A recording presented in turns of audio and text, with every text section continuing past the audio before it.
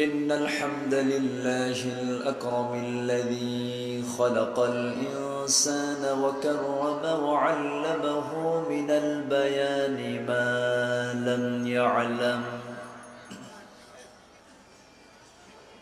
فسبحان الذي لا يحصى امتنانه باللسان ولا بالقلم نشهد أن لا إله إلا الله وحده لا شريك له ونشهد أن سيدنا وحبيبنا وطبيبنا وطبيب أرواحنا محمد الذي أرسله بالحق بشيرا ونذيرا وداعيا إلى الله بإذنه وسراجا وقمرا منيرا فقد قال الله تعالى في كلامه المجيد وفرقانه الحميد أعوذ بالله من الشيطان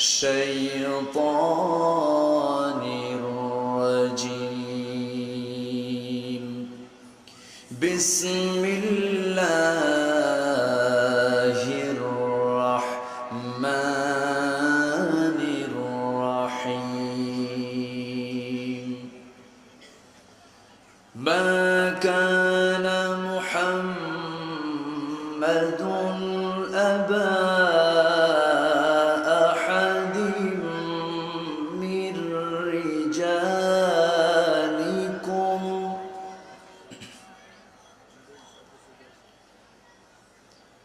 ما كان محمد أبا أحد من رجالكم ولكن رسول الله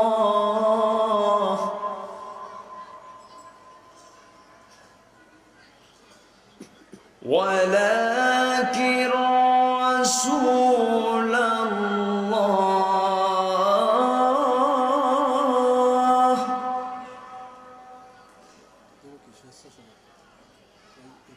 ما كان محمد أبا أحد من رجالكم ولكن رسول الله ولكن رسول الله وخاتم النبيين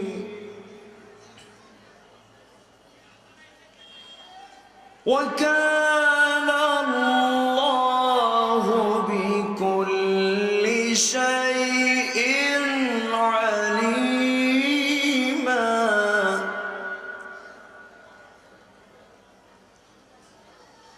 يا أيها الذين آمنوا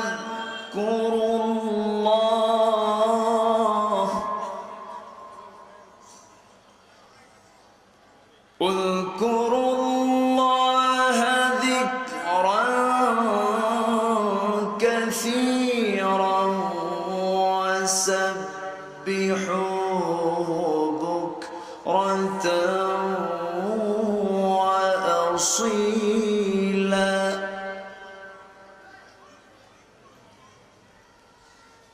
الله أكبر بسم الله الرحمن الرحيم ألم تر كيف ضرب الله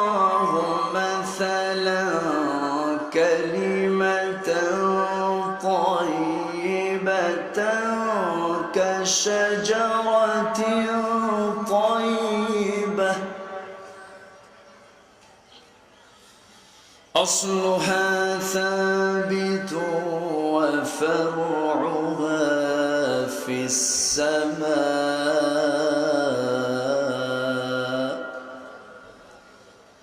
وفرعها في السماء اللهم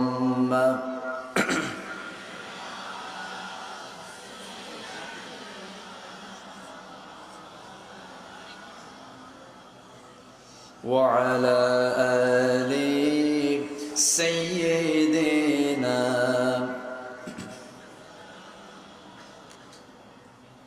সবাই একটু জোড় কণ্ঠে নবীর প্রেমে মাতোয়ারা হয়ে জবান খুলে প্রাণ খুলে বলেন আল্লাহুম্মা সাল্লি আলা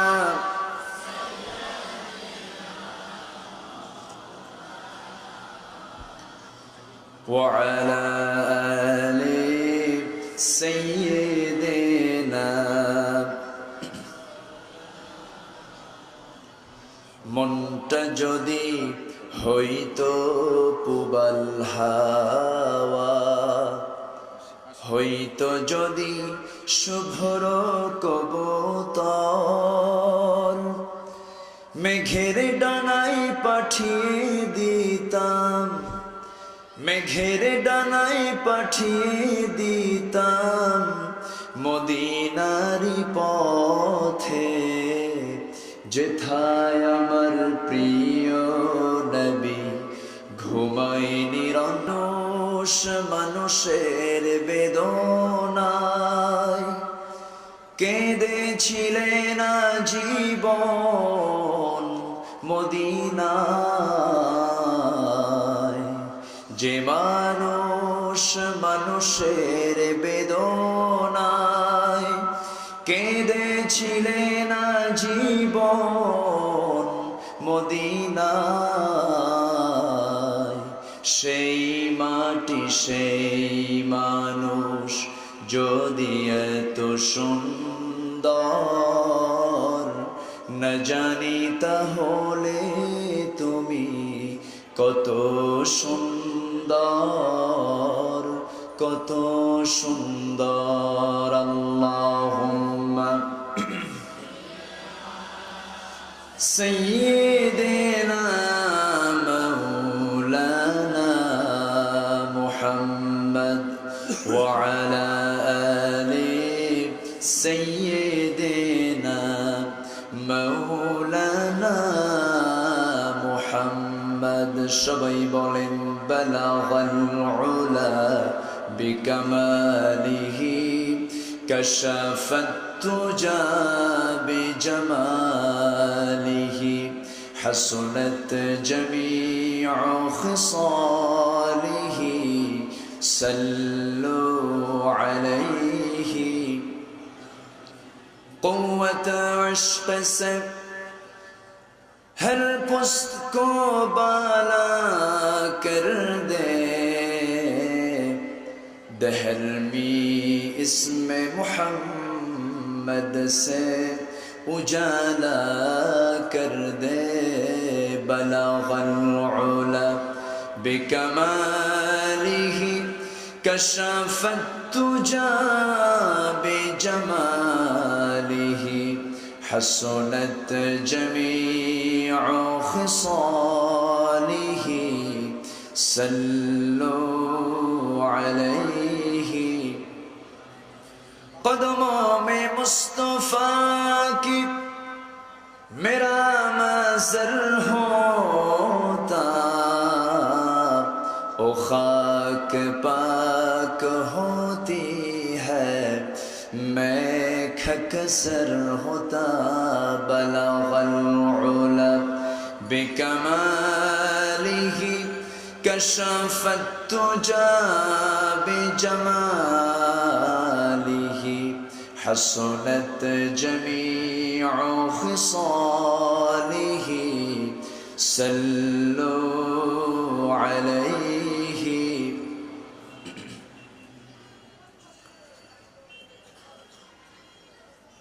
পাবনার ঐতিহ্যবাহী দারুল আমান ট্রাস্ট এই সংস্থা কর্তৃক আয়োজিত 3 দিন ব্যাপী ঐতিহাসিক তাফসীরুল কুরআন মাহফিলের আজকের এই প্রথম দিবসের সম্মানিত সভাপতি আমার বাম পাশে বসা ইসলামী আন্দোলনের বলিষ্ঠ কণ্ঠস্বর, বিশিষ্ট ইসলামী চিন্তাবিদ মুহতারাম জনাব মাওলানা আব্দুর রহিম সাহেব আলোচনা রেখেছেন। যশোর নিবাসী মুহতারাম হযরত মাওলানা গিয়াসউদ্দিন সাহেব, মঞ্চবিষ্ট হযরত উলামায়ে কেরাম, ফুদালায়ে ইজম, সামনে উপস্থিত আজকের মাহফিলের সম্মানিত প্রধান আকর্ষণ, যাদেরকে কেন্দ্র করে আজকের এই মহৎ আয়োজন, সম্মানিত শ্রোতামণ্ডলী এবং পর্দার আড়ালে বসে থাকা অত্র এলাকার সম্মানিতা সরল মনা পর্দানশীনা মা এবং বোনেরা, আলোচনার সূচনায় আনুষ্ঠানিকতার মধ্য দিয়ে আমার পক্ষ থেকে আবারও হৃদয় নিংড়ানো, প্রাণ উজাড় করানো সালাম, আসসালামু আলাইকুম ওয়া রাহমাতুল্লাহি তাআলা ওয়া বারাকাতুহু। আমরা আল্লাহ তাআলার শুকর আদায় করছি যে মহান আল্লাহ সুবহানাহু ওয়া তাআলা আমাদেরকে এমন একটি মহতী জায়গায়, এমন একটি পার্ট অফ হেভেন বা জান্নাহ, জান্নাতের এমন একটি টুকরায়, এমন একটি ফুল বাগানের ফুল হওয়ার সৌভাগ্য আমরা অর্জন করতে পেরেছি। যে মহান মাবুদ আমাদেরকে এখানে আসার মতো, বসার মতো তৌফিক দিয়েছেন, সেই মহান জাল্লে শানুহুর দরবারে আমরা সবাই কালেমত শুকর আদায় করছি, প্রাণ খুলে মুহাব্বতের সাথে কণ্ঠ উজাড় করে একযোগে বলে উঠছি আলহামদুলিল্লাহ। আর একটু চিৎকার দিয়ে বলেন আলহামদুলিল্লাহ, বলেন আল্লাহু আকবার, লা ইলাহা ইল্লাল্লাহ, আল্লাহু আকবার, আল্লাহু আকবার, ওয়ালিল্লাহিল হামদ, ওয়ালিল্লাহিল হামদ। আমরা আল্লাহ তাআলার শ্রেষ্ঠত্ব, বড়ত্ব, মহানত্ব, বিশালত্ব প্রকাশ করলাম। আসুন আমরা আলোচনার দিকে চলে যাই। এসেছি আমরা একটা কিতাবের আলোচনা শুনতে। সেই কিতাবের নাম কি বলেন তো? এই কিতাবটার নাম কি বলেন তো? এই কিতাবের যিনি অথার, এই কিতাব যার কথা, সেই রবের নাম কি? আমাদের রব কে? রব্বি আল্লাহ। যেরকম রব্বি আল্লাহ, যে মহান আল্লাহকে আমরা আমাদের সৃষ্টিকারী, আমাদের খালেক বলে মনে প্রাণে বিশ্বাস করি, সেই মহান সুবহানাহু ওয়া তাআলা আমাকে আপনাকে জীবন চলার পথ হিসাবে দিয়েছেন। আমার আপনার জন্য সবচেয়ে বড় নিয়ামত আর রহমান আল্লামাল কুরআন, সবচেয়ে দয়া করে, করুণা করে আমাকে আল্লাহ রাব্বুল আলামিন কোরআন দিয়েছেন। পৃথিবীর সবচেয়ে বড় নিয়ামত হলো এই আল্লাহর কালাম। জোরে কোন সুবহানাল্লাহ। এই কালাম আমরা এখানে শুনতে এসেছি। যদি এই কোরআন যদি না থাকতো, এই মাহফিলের মর্যাদা এত বেশি হতো না। রাসূলের কবর যদি মদিনায় না থাকতো, আমরা মদিনায় যেতাম না, যাওয়ার জরুরত এতটুকু ছিল না। যদি মক্কায় যদি মহান রবের কাবা যদি না থাকতো, ইন্না আউওয়ালা বাইতুম, প্রথম ঘর যদি সেখানে না থাকতো, কাবা যদি না থাকতো, আমরা সেখানে মক্কায় যেতাম না। নামাজ যদি না থাকতো, ওযু আমরা করতাম না। কোরআন আছে, আমরা এখানে এসেছি। জোরে কোন আলহামদুলিল্লাহ, জোরে কোন আলহামদুলিল্লাহ। সেই মহান রবকে চেনার জন্য, বোঝার জন্য আমাদেরকে জানতে হবে কোন কিতাব বলেন তো? কোরআন। আমাকে আপনাকে জানতে হবে। আমার আল্লাহকে চেনার জন্য আমার আল্লাহর নামটাই যথেষ্ট। যেরকম সুবহানাল্লাহ। খ্রিস্টান তাদের প্রভুকে বলে গড। এরপর হিন্দুরা, বিধর্মী ভাইয়েরা তাদের মানে ঈশ্বর বলে থাকে, ভগবান বলে থাকে। আর আমরা আমাদের রবকে বলি কি? আমাদের ইলাহাকে আল্লাহ পাক। এই আল্লাহ শব্দটা গঠিত হলো 4টি হরফ দিয়ে। কয়টি হরফ দিয়ে? 4টি। এই 4টি হরফকে যদি এলোমেলো করেন তবু আমার রবের নাম ঠিক থেকে যায়। সুবহানাল্লাহ বলে। কেমনে ঠিক থাকলো? প্রথম হরফ হলো হামজা, আলিফ। এই আলিফটাকে বাদ দিয়ে দেন, আমার রবের নাম তবু ঠিক থেকে গেল। আল্লাহ রাব্বুল আলামিন বলছেন লিল্লাহি মা ফিস সামাওয়াতি ওয়া মা ফিল আরদ। আরেকটা নাম বাদ দিয়ে দেন, থাকি শুধু লাহু। আমার রবের নামের কোনো পরিবর্তন হলো না। আল্লাহ রাব্বুল আলামিন বলছেন লাহু মা ফিস সামাওয়াতি ওয়া মা ফিল আরদ। আরেকটা নাম বাদ দিয়ে দেন, থাকি শুধু হ্যাঁ।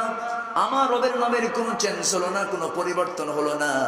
আল্লাহ রাব্বুল আলামিন বলছেন মাযাল্লাযী ইয়াশফাউ ইনদাহু ইল্লা বিইযনিহি ইয়ালামু মা বাইনা আইদিহিম ওয়া মা খালফাহুম ওয়া লা ইউহীতুনা বিশাইইন মিন ইলমিহি ইল্লা বিমা শাআ।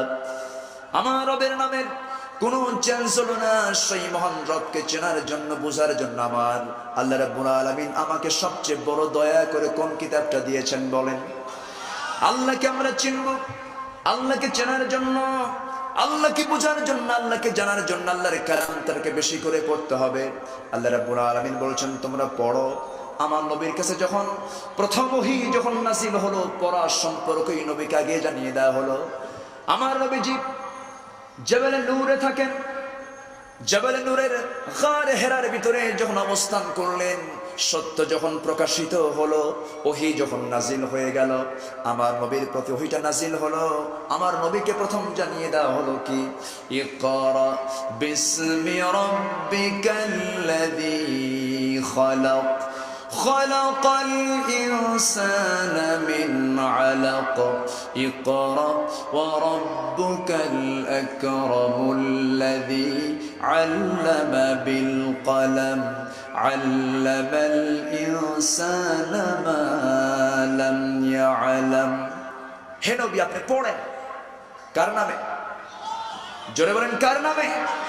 আল্লাহর নামে, যিনি মানুষকে সৃষ্টি করেছেন সেই মহান রবের নামে আপনি পড়েন। পড়া হলো দু প্রকার। এক পড়ায় আল্লাহর ওলি হয়, আরেক প্রকার পড়ায় সে আল্লাহকে ভুলে যায়। এক পড়া হলো ডান দিকের, আরেক পড়া হলো বাম দিকের। এক পন্থী হলো ডান, আরেকটা পন্থী হলো বাম। আর যারাই বামপন্থী তারাই রামপন্থী। জোরে বলেন ঠিক কিনা?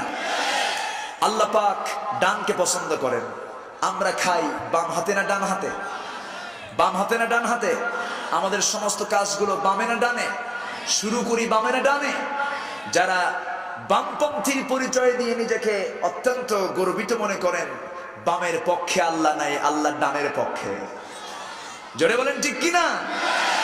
আমার ভাইয়েরা, আমরা কোরআন নিয়ে বসেছি, কথা বলবো। কোরআনের মূল বক্তব্য কিন্তু একটাই। মূল বক্তব্য হচ্ছে লা ইলাহা। যেরকম লা ইলাহা, মূল বক্তব্য এটাই। কোরআনের পাতায় পাতায় একটাই কথা।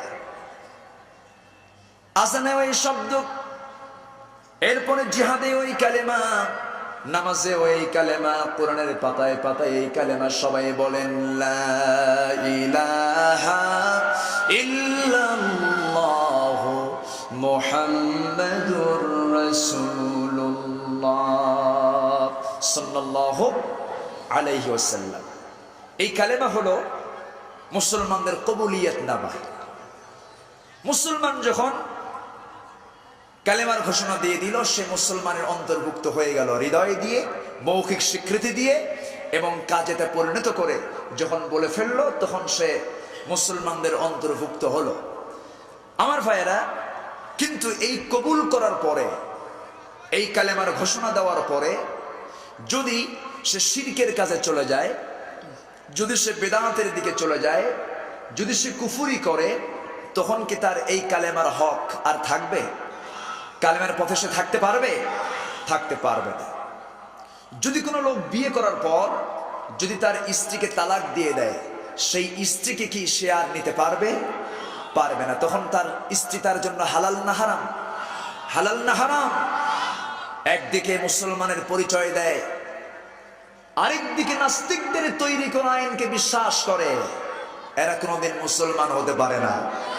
জোরে বলেন ঠিক কিনা? আমাদের জীবন বিধানের নাম হলো ইসলাম। আমাদের জীবন বিধানের নাম কি? ইসলাম ছাড়া অন্য কোন আইন আল্লাহ পাক কবুল করবেন?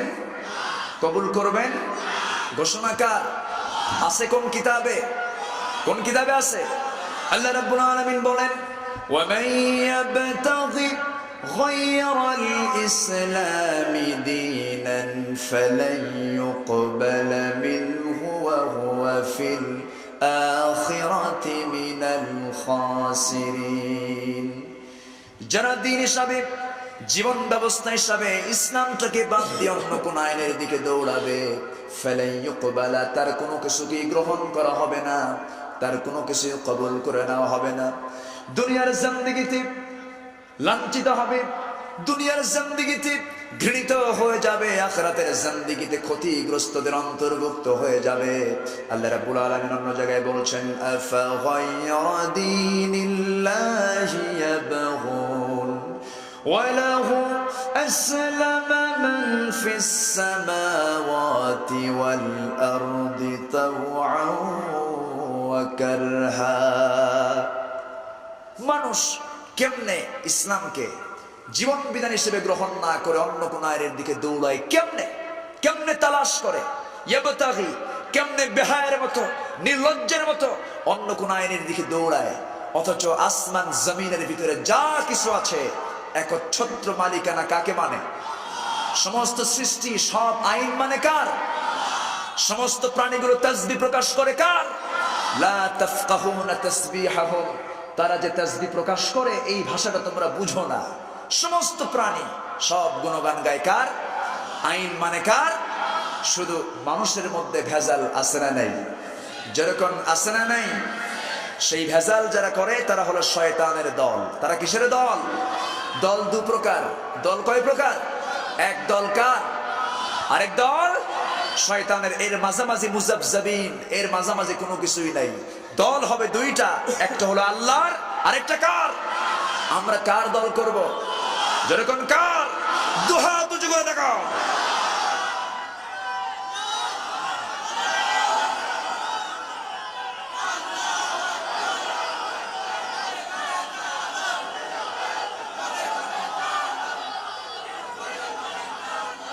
হাত নামান, হাত নামান।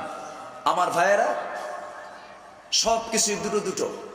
অখলাকনাকুম আজওয়াজা, আমি তোমাদেরকে সৃষ্টি করেছি জোড়ায় জোড়ায়। ন্যায় অন্যায়, হালাল হারাম, দিন রাত, সত্য মিথ্যা, সবকিছু জোড়া না? সবকিছুই জোড়া। জান্নাত জাহান্নাম, যে কোনো একদিকে থাকতে হবে। হালালকে মানতে হবে, নয় হারামকে মানতে হবে। আমরা সত্যের পথে না মিথ্যার পথে? সত্যের পথে না মিথ্যার পথে? ডান দিকে না বাম দিকে? ডান দিকে। শিখবো আমরা কোরআন। শিখবো কি বলেন তো? কোরআন। পড়বো আমরা কার নামে? বাচ্চাদেরকে স্কুলে পাঠানো হয়, স্কুলে চলে গেল বাচ্চা, স্কুলে গিয়ে পড়লো কি? আগডুম বাগডুম ঘোড়ার ডিম। ঘোড়ার ডিম কি বাজারে পাওয়া যায়? একটা মিথ্যা কথা বাচ্চার সিনায় ঢুকানো হলো। বাচ্চার স্মৃতিতে, একটা কোমল নরম স্মৃতিতে একটা মিথ্যা কবিতা ঢুকানো হলো। এরপর দাদার হাতে কলম ছিল, ছুঁড়ে মেরেছে, বড্ড লেগেছে, মানে ছোট্ট বাচ্চাকে বেয়াদব বানায় দেওয়া হলো। বাচ্চা কিছুদিন পর বড় হলো, শিখলো কি? আই ছেলেরা আই মেয়েরা ফুল তুলিতে যায়, এখানে উচিত ছিল বলা আই ছেলেরা ফুল তুলিতে যায়, কিন্তু আই ছেলেরা আই মেয়েরা ফুল তুলিতে যায়, পর্দার কোনো বালাই নাই। ফুল তুলে তুলে চলো আমরা প্রেম করে আমরা মামার বাড়িতে বেড়াতে যাই। আমার ভাইরা, এই সমস্ত কবিতাগুলো বাচ্চাদেরকে শেখানো হয়। চলে গেল কেজি স্কুল। কেজির ওজন বেশি না শেরের ওজন বেশি? হ্যাঁ, কেজির ওজন বেশি। এজন্য বাচ্চার যে গায়ের ওজন তার চেয়ে ওর মানে পিছনের ব্যাগের ওজন তার ডাবল। বাচ্চার ওজন যদি 10 হয়, ব্যাগের ওজন হলো 20 কেজি। চলে গেল কেজি স্কুলে, পড়তে শুরু করলো এই সমস্ত মিথ্যা কবিতাগুলো। বাচ্চা চলে এলো বাড়িতে, টেলিভিশন অন করলো। টেলিভিশন অন করে কি দেখলো? একা একা খেতে চাও, দরজা বন্ধ করে খাও। কি এগুলো আছে না নাই বলেন তো? তাহলে মানে চুরি করে খা। এই হলো আজকের সমাজের শিক্ষা ব্যবস্থা। এরপর অ্যাডভার্টাইজ কি হলো? একটা আরসি, একটা পেপসি, এটা পানীয়র অ্যাডভার্টাইজ করতে গিয়ে বলা হলো আরসির মজা কত, ও নারী তোমার মতো। যেখানেই যাই হাত বাড়ালেই পাই আরসির মজা কত। নাউজুবিল্লাহ। কম মেয়ের দাম কি আরসির বোতল? মেয়ের দাম ইসলামে আছে না নাই? মায়ের দাম হলো মায়ের পায়ের তলে জান্নাত। যেরকম সুবহানাল্লাহ। আর সেই মানুষ আজকে কোরআনের শিক্ষাকে বাদ দিয়ে এই বাম শিক্ষার দিকে ঘুরছে। যতটুকু ইসলাম শিক্ষা ছিল, সেই ইসলাম শিক্ষাকেও শিক্ষা সিলেবাস থেকে উৎখাত করার ষড়যন্ত্র শুরু হয়েছে। আমরা আমাদের জীবনের শেষ রক্তবিন্দু দিয়ে হলেও কোরআন সুন্নাহ বিরোধী কোন আইন বাংলার জমিনে আমরা কায়েম হতে দেব না। সবাই কি রাজি আছেন? দুহাত উঁচু করে দেখান।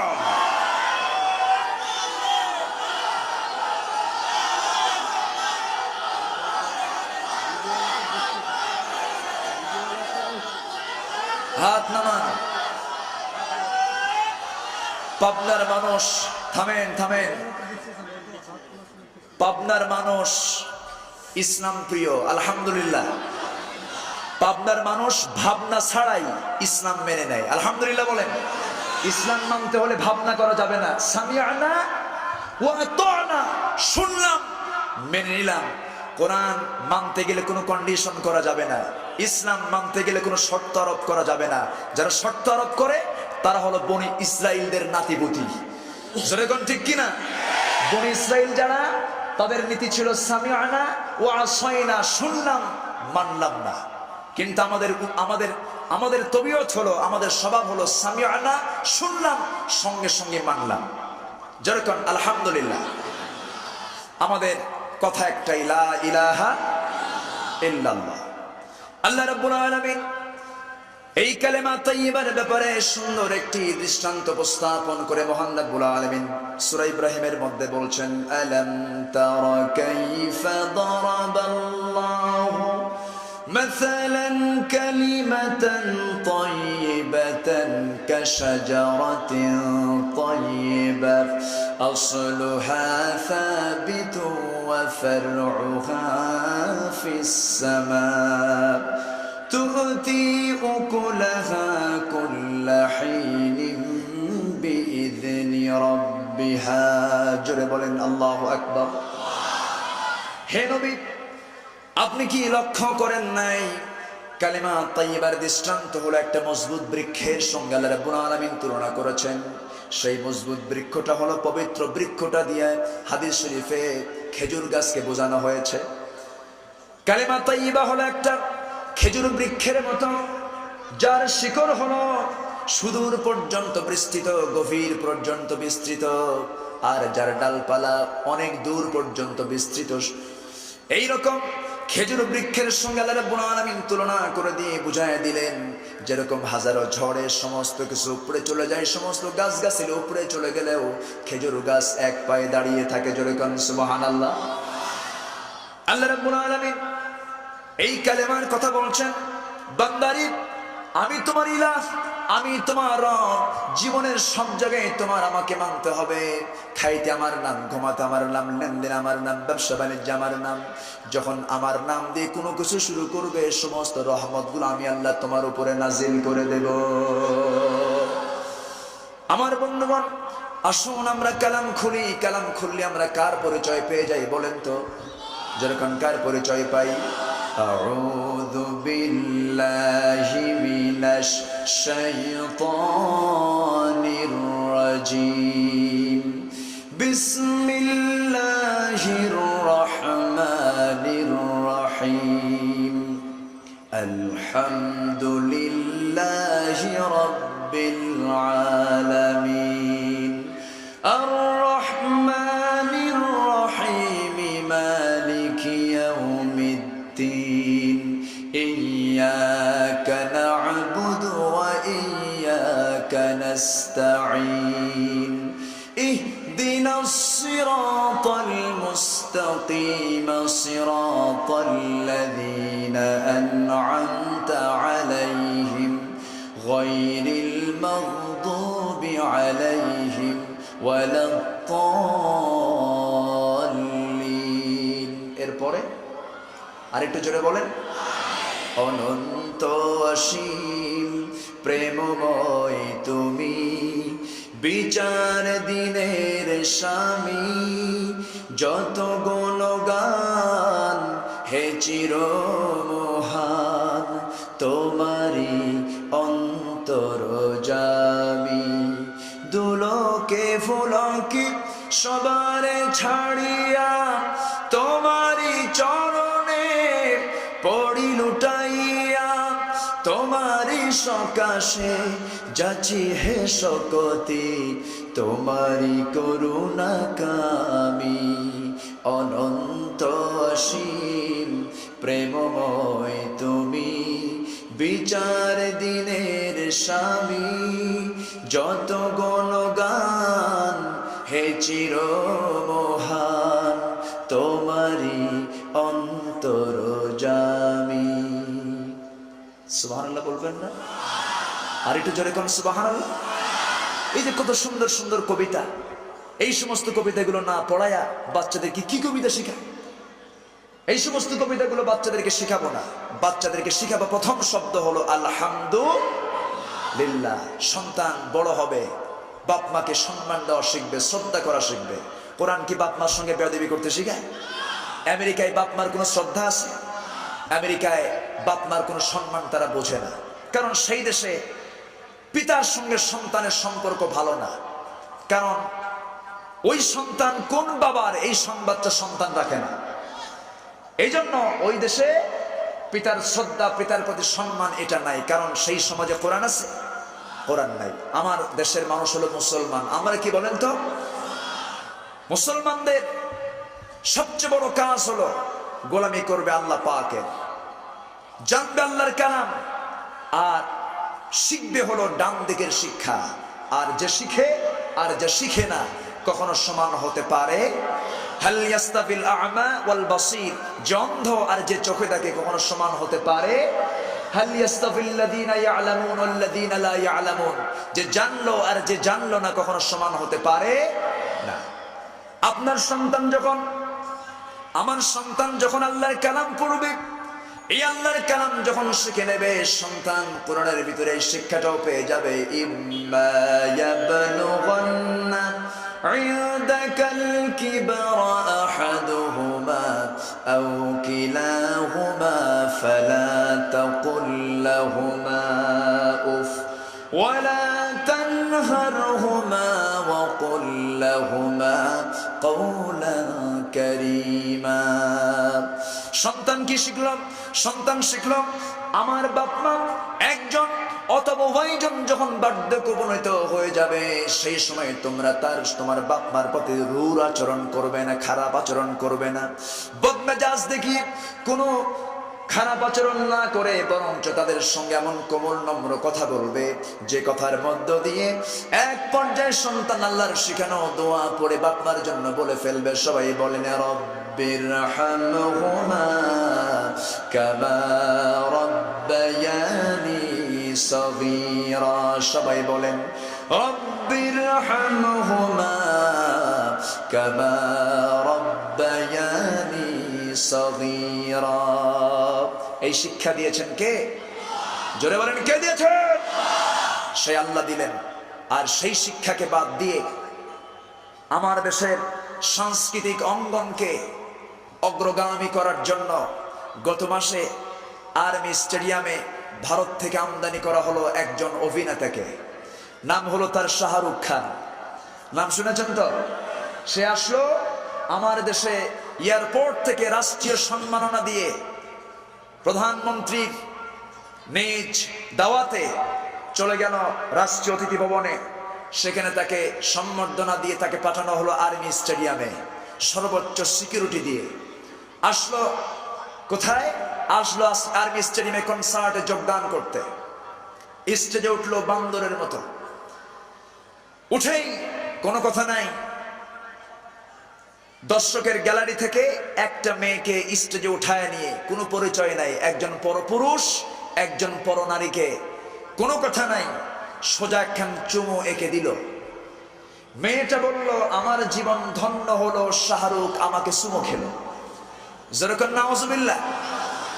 আর এই দৃশ্য দেখে অনেক উচ্চ পদস্থ ব্যক্তিরা হাতের তালি দিয়ে বাহাবা দিল, বুঝায় দিল আমরাও ওই রকম চরিত্রে। যেরকম নাউজুবিল্লাহ। এগুলো শিক্ষা নয়। এগুলো দিয়ে ইফতিজ বন্ধ হবে না। ইফতিজ বন্ধের জন্য প্রয়োজন কার আইন? যেরকম কারণ একদিকে মেয়েদেরকে অর্ধলাঙ্গ করে ঘর থেকে বের করে দেওয়া হচ্ছে, অন্যদিকে যুবককে বলা হলো তাকাবি না, কিন্তু তাকালেই কিন্তু ইফতিজে বানায় দেব। মেয়েরা সুপ্রিম পাওয়ার পেয়ে গেছে। এই পর্যন্ত 150 জন ছেলেকে ইফতিজিং এর আওতায় নিয়ে এসে ইফতিজার বানিয়ে জেল হাজতে ঢুকানো হলো। ভালো কথা, কিন্তু মেয়েদেরও এই ক্ষেত্রে দোষ আছে না নাই? আসতে বলেন আছে না নাই? মেয়েদের কি বোরকা পরার প্রয়োজন আছে? বোরকা পরা সুন্নত না ফরজ? পর্দা করা সুন্নত না ফরজ? এই হুকুম দিয়েছেন কে? বোরকার ব্যাপারে পর্দার ব্যাপারে কোনো কথা নাই। এইদিকে ইফতিজ বন্ধ করো, ইফতিজ বন্ধ করো। আমার ভাইয়েরা, যদি নদীতে মাছ মারতে যাই, মাছ মারলাম অনেকগুলো, কিন্তু যে খোলই, এলাকায় খোলই বলে না কি বলে, খোলয়ের তলা, তলা যদি না থাকে মাছ থাকবে? এইদিকে পর্দা নাই, ওইদিকে ইফতিজের আইন, কোনোদিন কাজ হবে না। জোরে বলেন ঠিক কিনা? আইন প্রয়োজন কার? মেয়েদের গায়ের কাপড় চোপড় নাই। মেয়ের এখন আর 3 পিস পরে না, পরে 2 পিস, 1 পিস বাদ। কেন? এর কারণ হলো যেহেতু পুরুষরা ওড়না পরে না, আমরাও ওড়না পরবো না। সমান অধিকার। ইসলাম নারীকে কখনো সমান অধিকার দিতে পারবে না, কারণ ইসলাম পুরুষের চাইতে নারীকে বেশি অধিকার দিয়ে দিয়েছে। এরা কাপড় চোপড় পরা ছাড়লো। চুলটা কালো ছিল, চুলটা কালো আর রাখে না। সেই চুল এখন ওয়েস্টার্ন মানে কালচারে ওদের চুল লাল, কালো চুল লাল বানায় ফেললো। যুবকদের পোশাকের কোনো সাইজ বাইজ নাই। এখন যুবকদের, এখন মেয়েরার কানে দুল দেয় না, সেই দুল এখন আসছে পুরুষের কানে। কানে একখান দুল, হাতে কয়েকখান বালা, এরপরে গলায় কিছু মালা, আর কোমরে একখান বেল্টের তালা। প্যান্ট এমন পরে প্যান্টের পকেট হাঁটুর তলে, টান মারলেই খুলে পড়ে। আর প্যান্টের ভিতরে 1000 তালি। যদি বলা হয় তোমার বাপ তো কোটিপতি, কিন্তু তোমার পকেটে এত তালি কেন, প্যান্ট এত তালি কেন? হুজুর এটা তালি না, এটা মডেল। এটা হলো যুবকদের পোশাক। ইসলাম শিক্ষা অর্জন করলে আজকে যুবকদের চরিত্র এরকম হতো না। যারা বলেন ঠিক কিনা? আমার নবীজি বলেছেন, প্রথম নজর মাফ, দ্বিতীয় নজরটা পাপ। মেয়েদের দিকে প্রথমবার তাকালে আল্লাহ পাক মাফ করে দেন, আলহামদুলিল্লাহ বলেন। দ্বিতীয় নজরটা কি? পাপ। এক যুবক বলতেছে, হুজুর প্রথমবার যেহেতু তাকানো জায়েজই আছে, তাহলে প্রথম নজরই 100 1 ঘন্টা 1 তালে এইরকম করে চাই থাকবো? জোরে কোন নাউজুবিল্লাহ। যুবক, কোন যুবকের দিকে নজর গেলে পরে প্রথমেই মনে করতে হবে যে মেয়েটার দিকে আমি তাকাচ্ছি, এই মেয়েটা কারো না কারো বোন, কারো না কারো মা, কারো না কারো খালা। এই চিন্তা করলে আমার বাড়িতেও একটা বোন এরকম আছে, এই চিন্তা করলে সে কখনো এইরকম করে ফেল ফেল করে তাকাবে না। শিক্ষা দিয়েছেন মুহাম্মদ রাসূলুল্লাহ। প্রয়োজন কার শিক্ষা? প্রয়োজন কোন কিতাবের শিক্ষা? কোরআনের শিক্ষা আমাদেরকে জানতে হবে। আর কোরআনের মূল বক্তব্য হলো লা ইলাহা ইল্লাল্লাহ। প্রথম পরিচয় পাইলাম কার? আল্লাহ পাক। আল্লাহর পরিচয়টা কি? কালেমা তাইয়্যিবার দুইটা অংশ। একটা অংশ হলো লা ইলাহা ইল্লাল্লাহ, আর একটা অংশ হলো মুহাম্মাদুর রাসূলুল্লাহ। এই দুইটা অংশ মিলে কালেমা হয়েছে। এই কালেমার প্রথম অংশ হলো আল্লাহ কেন্দ্রিক। আল্লাহর পরিচয় নিয়ে বলা হলো কোনো ইলাহা নাই, কোনো বিধানদাতা নাই, কোনো আইনদাতা নাই, এই কোন সৃষ্টিকর্তা নাই। পরিচয়টা যদি আমরা জানতে চাই এরকম এক রাত কেন, যদি কিয়ামত পর্যন্ত মানুষ যদি আমার রবের প্রশংসা শুরু করে কোনোদিন শেষ করা যাবে না। আল্লাহ রাব্বুল আলামিন বলছেন ওয়ালাউ আন্নামা ফিল আরদি মিন শাজারাতিন আকলাম ওয়াল বাহরু ইয়ামুদ্দুহু মিন বা'দিহি সাব'আতু আবহুরিম মা নাফিদাত কালিমাতুল্লাহ ওয়াল্লাহু আজিজুন হাকীম। জোরে বলেন আল্লাহু আকবার। যদি সাগরের জলকে কালি করি, গাছের পাতাকে করি খাতা, একে একে লিখে যাই মহিমা তোমার, শেষে রবে না একটিও পাতা। সুবহানাল্লাহ বলবেন না? আরেকটু জোরে কোন সুবহানাল্লাহ। পাবনার সুবহানাল্লাহ খুব ভালো, আলহামদুলিল্লাহ কোন। কিন্তু এই পাবনার পরেই আছে রাজশাহীর ওপারে চাঁপাইনবাবগঞ্জ, ওই এলাকার সুবহানাল্লাহ খুব একটা ভালো না, একটু টানের হেরফের আছে সেখানে। আছে না নাই বলেন তো? সুবহানাল্লাহকে বলে সুবহানাল্লাহ, ওদের মাখরাজে একটু সমস্যা আছে। ওরা সিনকে শিন বলে, আবার শিনকে সিন বলে, ওলট পালট। সুবহানাল্লাহ বললে বলে সুবহানাল্লাহ, আবার আসসালাম যখন দিতে নেয় আসসালামু আলাইকুম রাহমাতুল্লাহ, আগে শালা এরপরে দুলাভাই। দারুণ বেকায়দা। এদিক থেকে পাবনার মানুষ অনেক ভালো, জোরে কোন সুবহানাল্লাহ। আবার এই পাবনার বৃহত্তর পাবনার সিরাজগঞ্জে যাবেন, ওই এলাকার মানুষ আবার দুন্ত স বলতে পারে না। বাড়ি কোথায়? হিরাজগঞ্জ, দুন্ত স আবার নাই। আবার রংপুরে যাবেন, রঙের দেশের মানুষ র বলতে পারে না, রংকে বলে অং। বাড়ি কোথায়? অংপুর। নাম কি? অসিদ মিয়া, রশিদ বলতে পারে না। এই যে একটা বেকায়দা, আছে না নাই বলেন তো? আছে। আবার আপনি চলে যাবেন নোয়াখালীর দিকে, মেঘনা নদী পার হয়ে, ওই এলাকার মানুষ আবার পানিকে পানি বলতে পারে না। পানিকে কি কয়? হানি অথবা ফানি। আল্লাহ পাক বলতে পারে না, কয় আল্লাহ ফাক। দারুণ বেকায়দা। এদিক থেকে আমরা অনেক ভালো, জোরে কর সুবহানাল্লাহ। চিটাগং কক্সবাজার তো কোনো কথাই নাই। ওদের যে ভাষা, ওরা তো সবকিছু শর্টে মারে। বাংলা, ইংলিশ, উর্দু, হিন্দি, ফার্সি সব মিশালো, মিক্সচার ল্যাঙ্গুয়েজ। আমার মনে হয় মালাকুল মউত আজরাইল জান কবজকালে ওদের ভাষা বুঝবে না, এত জটিল বাংলা। এদিক থেকে আমরা অনেক ভালো, জোরে কর আলহামদুলিল্লাহ। আমার ভাইয়েরা, কিন্তু জেনে খুশি হবেন, আল্লাহর কালাম যখন কেউ পড়তে যায় কোনো জড়তা আছে? এমনকি তোতলা লোকটাও, যে লোকটা তোতলা, বাংলা কথায় আটকে যায়, বাংলা কথা বলতে নিয়ে একটা বাক্য বলতে নিয়ে বহু সময় তার লেগে যায়। কিন্তু হাজারো তোতলা যখন কোরআন পড়তে যায়, সমস্ত তোতলামি সেরে যায়। জোরে কোন সুবহানাল্লাহ। আর একটু জোরে কোন সুবহানাল্লাহ। কোরআন পড়লে তোতলামি থাকে না। একজন নবী তোতলা ছিলেন, সে নবীর নাম কি বলেন তো? আল্লাহ পাক একজন নবীকে তোতলা বানিয়ে দিয়েছেন, যেন দুনিয়ার সমস্ত তোতলারা যেন হতাশ না হয়। কে আল্লাহ একটা নবীরও তোতলা বানাইছে, জোরে কোন সুবহানাল্লাহ। খুব মানে তার কথাগুলো আটকে যেত। আর যারা তোতলা হয়, যাদের কথাগুলো আটকে আটকে যায়, এদের রাগ কম না বেশি? পৃথিবীতে যত আল্লাহ রাব্বুল আলামিন আম্বে কেরাম পাঠিয়েছেন, সমস্ত আম্বে কেরামের ভিতরে সবচেয়ে বেশি রাগ ছিল যে নবীর, সেই নবীর নাম কি? যে নবী ফেরেশতাকে থাপ্পাইছে। আল্লাহু আকবার কোন।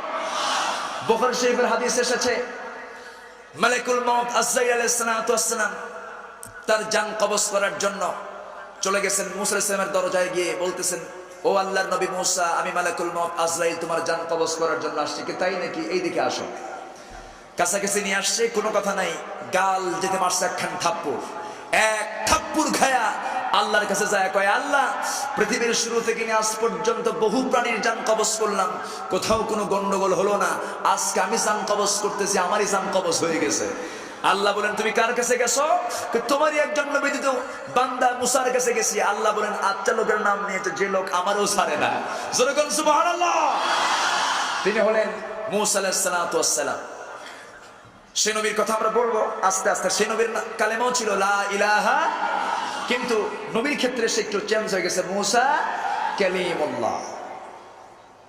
আমার বন্ধুগণ, এইরকম করে সমস্ত নবীদের কালেমা একটাই ছিল। আদম আলাইহিস সালাতু ওয়াস সালামের কালেমা ছিল, সবাই বলেন লা ইলাহা ইল্লাল্লাহু আদামু সাফিয়ুল্লাহ। হযরত মূসা আলাইহিস সালাতু ওয়াস সালামের কালেমা ছিল, সবাই বলেন লা ইলাহা ইল্লাল্লাহু মূসা কালিমুল্লাহ। জাতির পিতা ইব্রাহিম আলাইহিস সালাতু ওয়াস সালামের কালেমা ছিল, সবাই বলেন লা ইলাহা ইল্লাল্লাহু ইব্রাহিম খলিলুল্লাহ। এরপর ঈসা আলাইহিস সালাতু ওয়াস সালামের কালেমা ছিল লা ইলাহা ইল্লাল্লাহু ঈসা রূহুল্লাহ। আমার নবীর কালেমা জানা আছে না নাই বলেন তো? সবাই বলেন লা ইলাহা ইল্লাল্লাহু মুহাম্মাদুর রাসূলুল্লাহ। জিকির করেন লা ইলাহা, আরো জোরে লা ইলাহা, লা ইলাহা ইল্লাল্লাহু মুহাম্মাদুর রাসূলুল্লাহ সাল্লাল্লাহু আলাইহি ওয়াসাল্লাম। আমার ভাইয়েরা, তাহলে আমার আল্লাহ কয়জন? কয়জন? লা ইলাহা ইল্লাল্লাহ। সে আল্লাহর পরিচয় নিয়ে আমরা আলোচনা করতে গেলে ফুরাবে না। আল্লাহ পাক হলেন চিরঞ্জীব। আমাদের প্রাণ আছে, কিন্তু আমাদের প্রাণ চলে যাবে, এতে কোনো সন্দেহ আছে? আমরা মারা যাব, কিন্তু আল্লাহ হলেন চিরঞ্জীব, চিরস্থায়ী, তার কোনোদিন মৃত্যু হবে না। যেরকম আলহামদুলিল্লাহ। আমার রব ছোট না বড়? আমার রব ছোট না বড়? আমার আল্লাহ পরনির্ভর না স্বনির্ভর? স্বনির্ভর। আমার আল্লাহ কি? আমার আল্লাহর পরিচয় নিয়ে যদি কোরআনকে প্রশ্ন করেন, কোরআন সুন্দর করে একটা ছোট্ট আয়াতের মধ্যে সমস্ত পরিচয়গুলো সামারাইজ করে বলছেন। যারা পারেন সুন্দর করে বলেন কুল হুয়াল্লাহু আহাদ আল্লাহুস সামাদ লাম ইয়ালিদ ওয়া লাম ইউলাদ ওয়া লাম ইয়াকুল লাহু কুফুয়ান আহাদ। আল্লাহ এক, আল্লাহ অদ্বিতীয়, আল্লাহ হলেন স্বনির্ভর। আল্লাহ পাক তার পরিচয় দিয়ে দিলেন আল্লাহ তাআলার কোনো সন্তান নাই, তিনি কারো দ্বারা তিনি আসেন নাই। তিনি হলেন সেই মহান রব যিনি চিরঞ্জীব। আল্লাহ রাব্বুল আলামিন আয়াতুল কুরসির মধ্যে বলছেন আল্লাহু লা ইলাহা ইল্লা হুয়াল হাইয়ুল কাইয়্যুম লা তা'খুযুহু সিনাতুন ওয়ালা নাওম। আল্লাহ হলেন এক, অদ্বিতীয়, যার যিনি হলেন চিরঞ্জীব, চিরস্থায়ী, যাকে ঘুম তো দূরের কথা, তন্দা পর্যন্ত যাকে স্পর্শ করতে পারে না। সুবহানাল্লাহ বলবেন না? আল্লাহর নজর থেকে পৃথিবীর কোন মানুষ রেহাই পাবে? যেরকম রেহাই পাবে। দিনের আলোতে কি করি, রাতের আধারে কি করি, কেউ না জানলেও জানার পিছনে একজন, তিনি কে? আল্লাহ পাক। সর্বপ্রথম আমরা ভয় করব কাকে? আল্লাহকে। আল্লাহ কাছে না দূরে? আল্লাহ কাছে না দূরে? সবচেয়ে কাছে কে? ওয়ানাহনু আকরাবু। আকরাবু শব্দটা হলো ইসমে তাফজিল থেকে এসেছে, সবচেয়ে নিকটে যিনি, তিনি কে? আল্লাহ। আমার বন্ধুগণ, সেই আল্লাহকে হাজির নাজির মনে করে চলতে হবে। আল্লাহ রাব্বুল আলামিন বলছেন আমি তো সেই আল্লাহ। আল্লাহ পাক তার পরিচয় দিয়ে বলছেন ওয়া ইয়ালামু মা ফিল বাররি ওয়াল বাহরি ওয়া মা তাসকুতু মিন ওয়ারাকাতিন ইল্লা ইয়ালামুহা। জলে কি হয়, স্থলে কি হয়, এমনকি কোন গাছের কোন পাতা কয় মিনিট কয় সেকেন্ডে পড়লো, শুধু সুন্দরবন নয়, শুধু পাবনা জেলা নয়, গোটা পৃথিবীর কোন গাছের কোন পাতা কয় মিনিট কয় সেকেন্ডে পড়লো পৃথিবীর কোনো মানুষ না জানলেও আমার আল্লাহর কুদরত সঙ্গে সঙ্গে তা জেনে যায়। তিনি হলেন চিরঞ্জীব, চিরস্থায়ী, তিনি হলেন মহাপরাক্রমশালী। আল্লাহ রাব্বুল আলামিন বলছেন, শাহিদাল্লাহু আন্নাহু লা ইলাহা ইল্লা হুয়া ওয়াল মালাইকাতু ওয়া উলুল ইলমি কাইমান বিল কিসত লা ইলাহা ইল্লা হুয়াল আজিজুল হাকীম। আল্লাহ হলেন মহাপরাক্রমশালী এবং বিজ্ঞানময়। জোরে কোন সুবহানাল্লাহ। আল্লাহ রাব্বুল আলামিন হলেন অবিনশ্বর, পৃথিবীর সমস্ত কিছু হলো নশ্বর, আর আমার আল্লাহ হলেন অবিনশ্বর।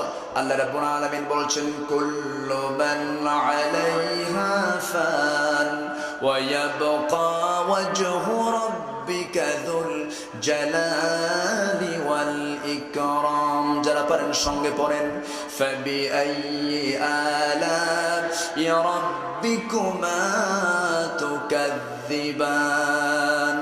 পৃথিবীর সব কিছু ফানা ফানা হয়ে যাবে, ঠিক থাকবেন কে বলেন? আরো জোরে বলেন, ঠিক থাকবেন কে? অতএব আমরা কার কাছে যাব? আল্লাহর কাছে চলে যাব।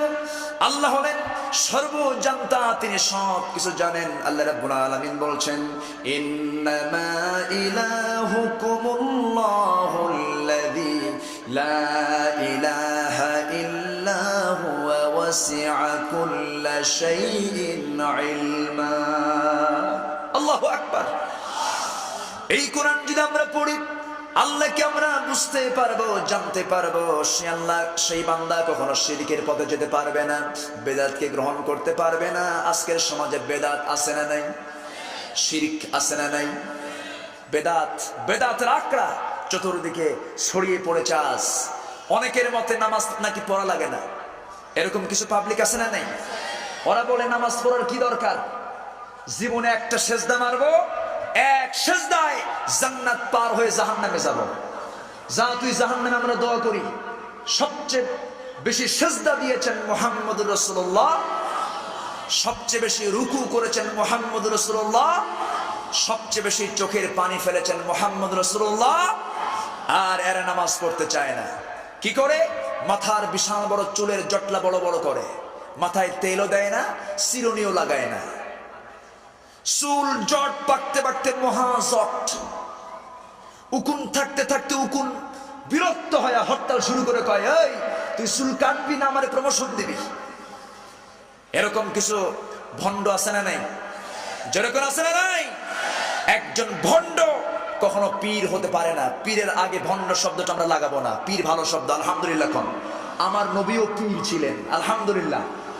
পীর শব্দটার আরবি হলো মুআল্লিম, আর বাংলা হলো মুরব্বি। বাংলা হলো গাইডার, ইংরেজি হলো গাইডার, যিনি পথ নির্দেশনা দিয়ে দেন, শিক্ষকতা যিনি করেন, তাকে ফার্সিতে বলা হয় পীর। পীর শব্দটা আমার দেশে প্রচলন হওয়ার কারণ হলো, এই দেশের এক সময় রাষ্ট্রীয় ভাষা ছিল ফার্সি।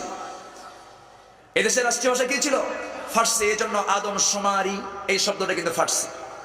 আইন, আদালত, এজলাস, এরপরে নমাজ, রোজা, এগুলো সব আরবি না ফার্সি? ফার্সি শব্দ। এক সময় এই দেশের রাষ্ট্রীয় ভাষা ছিল ফার্সি। এই জন্য পীর শব্দটা ওই শব্দ থেকে প্রচলিত হয়ে আসছে। কিন্তু পীর খারাপ কোনো শব্দ নয়, পীর খারাপ কিছু নয়, পীর ভালো। কিন্তু পীর নামের যে সমস্ত পরিচয়ধারী লোকগুলো বলে আমাদের নামাজ পড়া লাগে না, ও হলো শয়তান নাম্বার 1। জোরে বলেন ঠিক কিনা? সেই সমস্ত ভণ্ডদের কিছু মুরিদ আছে, ওরা পশ্চিম দিকে পা দিয়ে ঘুমায়, দক্ষিণ দিকে পা দেয় না। কেন? কি পীর সাহেবের বাড়ি দক্ষিণ দিকে, এই জন্য পা দেয় না। ওই দুই পা একদম লাঠি দিয়ে পিটায় সই করা দরকার। জোরে বলেন ঠিক কিনা? আমার ভাইয়েরা, এই সমস্ত ভণ্ডদের আস্তানাও কিন্তু কম নাই। এরা ইসলাম বোঝে না, কোরআন বোঝে না। কোরআন তারা জানে, কোরআন জানে, অতএব জানার দরকার আছে না নাই? আছে। আমার ভাইয়েরা, নামাজ 5 ওয়াক্ত পড়েছেন মুহাম্মদুর রাসূলুল্লাহ। মুহাম্মদ রাসূলুল্লাহ নামাজ আমরা কেউ ছেড়ে দেব না। সবাই রাজি আছেন তো? আমি কি আলোচনা চালাবো? আলোচনা করব? কারো কোনো কষ্ট নাই তো? কারো কোনো আপত্তি নাই তো? নামাজ কয় ওয়াক্ত? 5 ওয়াক্ত নামাজ পড়েছেন মুহাম্মদ রাসূলুল্লাহ। নবীজির জীবনে 1 ওয়াক্ত নামাজ কাজা ছিল, 1 ওয়াক্ত নামাজও কাজা ছিল না। তিনি কখনো জামাত ছাড়া নামাজ পড়তেন না। শুধু জীবনের শেষ অন্তিম সময় যখন চলে এসেছিল, সেই সময় তার কয়েক ওয়াক্ত নামাজ শুধু জামাত ছাড়া হয়েছিল, কিন্তু কাজা হয় নাই। তবে তাবরানির ভিতরে এসেছে, আমার নবীজি একদিন জিহাদের ময়দান থেকে ফেরার পথে আমার নবীজি ক্লান্ত হয়ে হযরত আলী রাদিয়াল্লাহু তাআলাকে বলেন, আলী ও জামাতা, তুমি তোমার উরুটা একটু বিছায়া দাও, আমি একটু তোমার উরুর উপরে মাথা দিয়ে একটু ঘুমায়া পড়ব। নবীজির সঙ্গে আলীর সম্পর্ক ভালো না খারাপ? ভালো না খারাপ? খুব ভালো ছিল। রাসূল তাকে খুব পছন্দ করতেন। এক পর্যায়ে বলেই ফেললেন একদিন, আমি হলাম জ্ঞানের শহর, আনা মাদিনাতুল ইলম ওয়া আলিয়ুন বাবুহা, আর সেই জ্ঞানের শহরের দরজা হলো আমার আলী। সুবহানাল্লাহ বলেন। নবীজির সঙ্গে তার অনেক স্মৃতি আছে, অনেক স্মৃতি। কারণ সবচেয়ে কম বয়সে সর্বকনিষ্ঠ অবস্থায় যিনি ইসলাম কবুল করেছেন, সেই সাহাবীর নাম কি? হযরত আলী রাদিয়াল্লাহু তাআলা আনহু। রাসূল তাকে খুব পছন্দ করতেন। কিন্তু এই সাহাবীর একটা বৈশিষ্ট্য ছিল, এই সাহাবীকে কেউ জব্দ করতে পারত না। খুব মেধাবী ছিলেন, ধী শক্তি সম্পন্ন মানুষ ছিলেন, প্রত্যুৎপন্নমতিত্বের সমস্ত দিকগুলো তার মধ্যে ছিল, উপস্থিত ব্রেনটা তার মধ্যে ছিল বেশি, তাকে কেউ জব্দ করতে পারতো না। একদিন ওমর ফারুক রাদিয়াল্লাহু তাআলা আনহু আলী রাদিয়াল্লাহু তাআলা আনহুকে জব্দ করার জন্য, একটু ছোট করার জন্য 3 জন হেঁটে হেঁটে যাচ্ছিলেন। তো 2 জন সাহাবী ওমর এবং ওসমান রাদিয়াল্লাহু তাআলা আনহুমা, এই 2 জন সাহাবী ছিলেন খুব লম্বা টল ফিগারের, আর আলী ছিলেন একটু খাটো খর্বাকৃতির। 3 জন হেঁটে হেঁটে যাচ্ছেন, সামনের দিকে চলতে নিয়ে বললেন, আলা বাইনিনা কান্নুনি লানা, আমাদের মাঝে আলী যেন লানা শব্দের নুনের মতো। মানে আমরা লাম লম্বা, আলিফও লম্বা, কিন্তু নুনের মাথাটা একটু খাটো। তো আমাদের মাঝে আলী যেন লানা শব্দের নুনের মতো, মানে আলী একটু খাটো খাটো গোছের মানুষ, মানে ওনাকে একটু জব্দ করা হলো।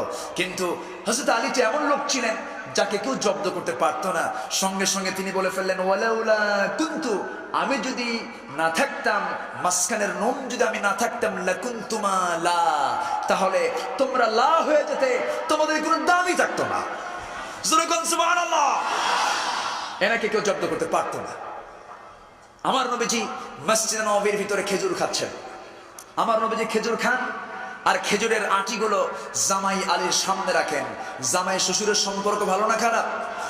সামনে জামাই আলীর সামনে খেজুরের আটিগুলো রেখে দেন। খান খেজুর রাসূল, খেজুর খান রাসূল, আর আটি পায় জামাই। খাওয়া শেষ, আমার নবীজি মজা করে বলছেন, ও সাহাবীরা, আমরা সবাই খেজুর খেলাম, আলীও খেজুর খেলো, সমস্ত খেজুরগুলো আলী একাই খাইছে সবচেয়ে বেশি। সঙ্গে সঙ্গে আলী রাদিয়াল্লাহু তাআলা বলছেন, আমার প্রিয় ভাইয়েরা, রাসূল করিম সাল্লাল্লাহু আলাইহি ওয়াসাল্লাম এতক্ষণ ধরে যে কথাগুলো বললেন 100% সত্য কথা। আমি বেশি খাই, এটা আমার জন্য মানানসই। কেন? আমি হলাম আসাদুল্লাহিল গালিব, আমার বেশি খাওয়াটা মানায়। তবে একটা কথা বলতে চাচ্ছি কি, আমরা সবাই খেজুর খেয়েছি আটি ছাড়া, বিচি ছাড়া, এই জন্য আমাদের সামনে বিচিগুলো আছে। রাসূল এতক্ষণ ধরে যে খেজুরগুলো খাইছেন সবগুলো আটি শুদ্ধা, কারণ তার সামনে একটা আটিও নাই। যেরকম সুবহানাল্লাহ। এই সাহাবীকে কেউ জব্দ করতে পারতো না। যেরকম সুবহানাল্লাহ। যখন ওনার খেলাফত আমল, মুয়াবিয়া রাদিয়াল্লাহু তাআলা আনহু এবং আলী রাদিয়াল্লাহু তাআলা আনহুর মধ্যে একটা যখন দ্বন্দ্ব শুরু হলো, তখন কিছু সংখ্যক মুসলমান তাকে প্রশ্ন করে বসলো, যে আলী, প্রথম খলিফার সময় গন্ডগোল লাগলো না, দ্বিতীয় খেলাফতের আমলে গন্ডগোল লাগলো না, তৃতীয় খলিফার সময় গন্ডগোল লাগলো না, আপনার সময় এই গন্ডগোল কেন হলো? তিনি বললেন, প্রথম খলিফার সময় আমি আলী তার পাশে ছিলাম, দ্বিতীয় খলিফার সময় ওমরের পাশে আমি ছিলাম, আর যে ওমর আমার ব্যাপারে বলেছেন, লাউলা আলিয়ুন লাহালাকা ওমর, আমার পাশে যদি আলী না থাকতো ওমর ধ্বংস হয়ে যেত। সেই দ্বিতীয় খলিফার পাশে আমি আলী ছিলাম স্টিল, তৃতীয় খলিফার সময় আমি তার পাশে স্টিল ছিলাম, সেজন্য গন্ডগোল লাগে নাই। কিন্তু আমার সময় আমার মতো আলী আরেকটা নাই, এই জন্য গন্ডগোল লাগছে। সুবহানাল্লাহ। মানে এই সাহাবীকে কেউ কথায় কাজে কোনোদিন কেউ জব্দ করতে পারে নাই। আল্লাহু আকবার। এই জন্য রাসূল তাকে জ্ঞানের খেতাব পর্যন্ত দিয়েছেন। সেই রাসূল বললেন, আলী তুমি একটু তোমার পাটা একটু বিছায় দাও। আমার নবীজি উরুর উপরে মাথা দিয়ে শুয়ে পড়েছেন, ক্লান্ত শরীর, ক্লান্ত হয়ে তিনি ঘুমিয়ে পড়েছেন। গভীর ঘুম হয়ে গেছে। যখন জোহর পার করে নামাজ পড়ে যখন ঘুমিয়ে পড়েছেন, আসর গড়ে গেল, সন্ধ্যা ঘনীভূত হইল, চতুর্দিকে অন্ধকার নেমে এসেছে, সূর্য অস্তমিত হয়ে গেছে। এমন সময় আমার নবীজি ঘুম থেকে জাগা পেয়ে দেখেন আসরের নামাজের সময় পার হয়ে গেছে। আমার নবীজি সঙ্গে সঙ্গে আলী রাদিয়াল্লাহু তাআলাকে লক্ষ্য করে বললেন, আলী, আমাকে কেন তুমি আসরের সময় ডাক দিলে না? নামাজ তোমার কাজা হয়ে গেল, এক ওয়াক্ত নামাজ তার কখনো ফিরে পাবো না। সঙ্গে সঙ্গে আলী রাদিয়াল্লাহু তাআলা বলছেন, ইয়া রাসূলুল্লাহি, আমি যখন দেখতে পেলাম আপনার ঘুমের গভীরত্ব, আপনি গভীর ঘুমের মধ্যে আছেন, আপনাকে মোহাব্বত করতে গিয়ে আমি আপনাকে ঘুমের মধ্যে আর ডাক দেই নাই। আমার নবীজি হযরত আলীকে সঙ্গে করে নিয়ে দুহাত তুলে আল্লাহর দরবারে প্রার্থনা করে বলেন, আল্লাহ গো, আমার আলী আমার মহব্বত আমাকে ডাক দেয় নাই, কিন্তু মেহেরবানি করে আমি নবী আমার নামাজ কাজা হয়ে গেলে কেমন হয়, মেহেরবানি করে আসরের 4 রাকাত নামাজ আমার পড়ার মতো সুযোগ তুমি আল্লাহ পয়দা করে দাও। যেরকম সুবহানাল্লাহ। নবীজির দোয়া কবুল নামিস, কবুল নামিস, চাইতে দেরি পাইতে দেরি নাই, আলহামদুলিল্লাহ।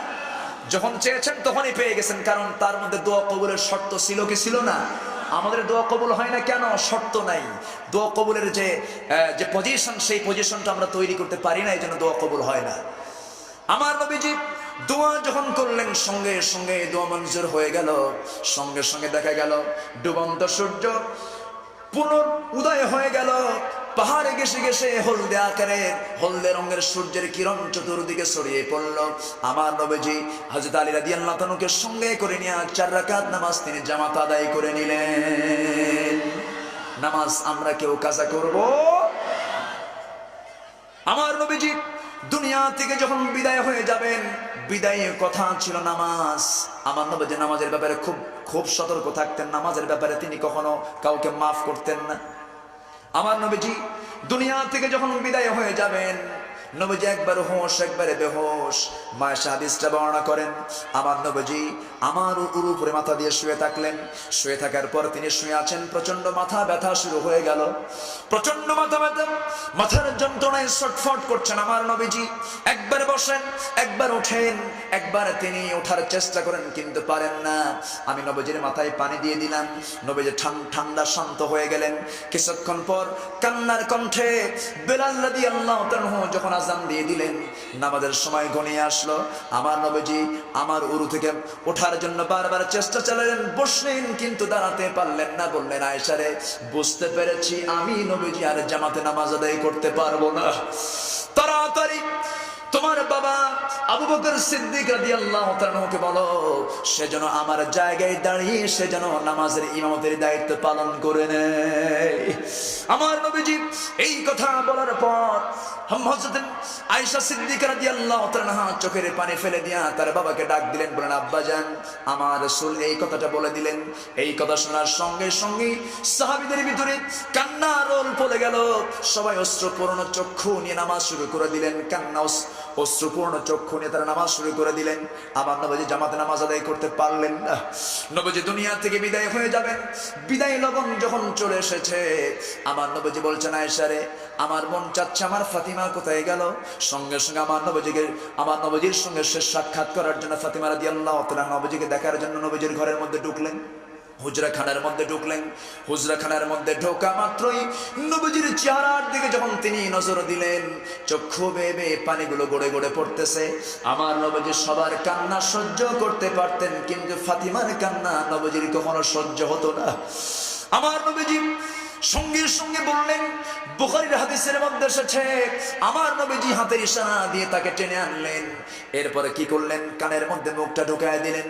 মুখটা ঢুকায় দিয়ে আস্তে আস্তে বলে ফেললেন, ফাতিমা, কাদার কোনো প্রয়োজন নাই, কাদার দিন শেষ হয়ে গেছে। তোমার পিতা বিশ্বনবী কিছুক্ষণের মধ্যেই দুনিয়া থেকে বিদায় হয়ে যাবে। আর এই কথা জেনে রেখে দিও, আমার মৃত্যুর পর তোমারও মৃত্যু হয়ে যাবে।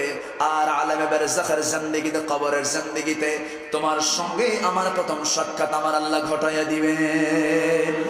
এই কথা বলে তিনি বিদায় হয়ে গেলেন। বিদায় হয়ে যাবেন। বিদায় যখন দেওয়া হলো, ফাতিমার কান্না বন্ধ হয়ে গেল। হাস্যোজ্জ্বল চেহারা নিয়ে তিনি দরজা খোলার জন্য রওনা করলেন। দরজা যখন খুলবেন, দরজা খোলার সঙ্গে সঙ্গেই ভিতর সন্ত্রস্ত হয়ে দরজা লাগায় দিলেন।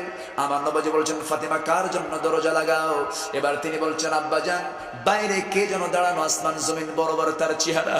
আমার নবীজি বললেন, ও ফাতিমা, যার জন্য তুমি দরজা লাগাচ্ছ তার আসার জন্য কোনো দরজাও লাগে না, জানালাও লাগে না।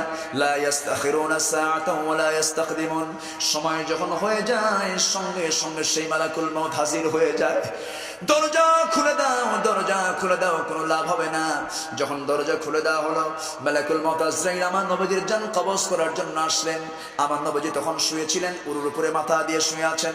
নবীর নজর পড়ে আছে উহুদের ময়দানের দিকে, উহুদ পাহাড়ের দিকে। আমার নবীজি তিনি তাকিয়ে আছেন। নবীজি উহুদ পাহাড়ের ব্যাপারে বলেন, নবীর জান কবজ হবে। নবীর সামনে এসে বসলেন, বলছেন, ইয়া রাসূলুল্লাহি, পৃথিবীর শুরু থেকে আজ পর্যন্ত বহু প্রাণের জান কবজ করেছি, আমি আজরাইল আপনার জানটা কবজ করার জন্য আসছি।